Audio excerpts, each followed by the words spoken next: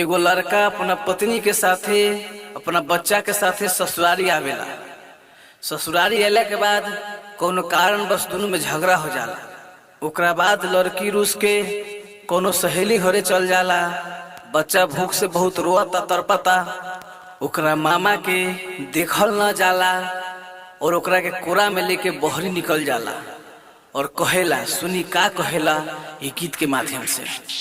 मामी के जवाना है कदम के फूल ले रे भगिना झुलुआ झूल। Music by DJ Umesh, Shukipur बाजार। खोआ मिठाई खाना ही पाई का तोहती बबुआ बोल, का तोहती बबुआ बोल।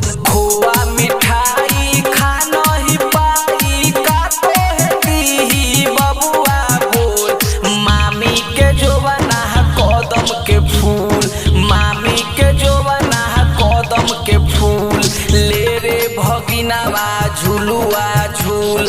मामी के जवाना है कदम के फूल ले रे भगिनावा झुलुआ झूल। मामी के जवाना है कदम के फूल ले रे भगिनावा झुलुआ झूल। मामी के जवाना है कदम के फूल ले रे भगिनावा म्यूजिक बाय झुलुआ डीजे उमेश, झूल। शुकीपुर बाजार।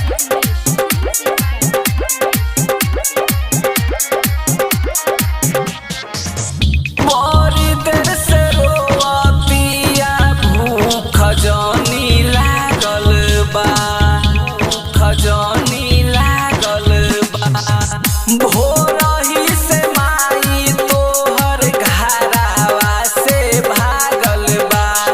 का हम खियाई का हम पियाई तोहरा के सुना बबुआ बोल।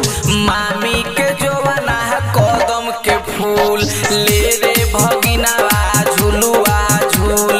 मामी के जवाना है कदम के फूल ले रे भगिनावा झुलुआ झूल। मामी के जवाना है कदम के फूल ले रे भगिनावा म्यूजिक बाय झुलुआ डीजे उमेश, झूल। शुकीपुर बाजार।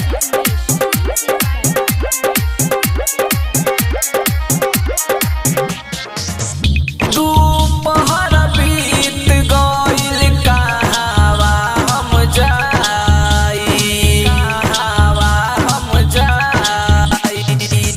बंद बाटे डेरी दूध कहवा भेटाई। दीपेश दीवाना बाटे परेशानी खाला न बबुआ ने मचू सखूल। मामी के जवाना है कदम के फूल ले रे भगिनावा झुलुआ झूल। मामी के जवाना है कदम के फूल ले रे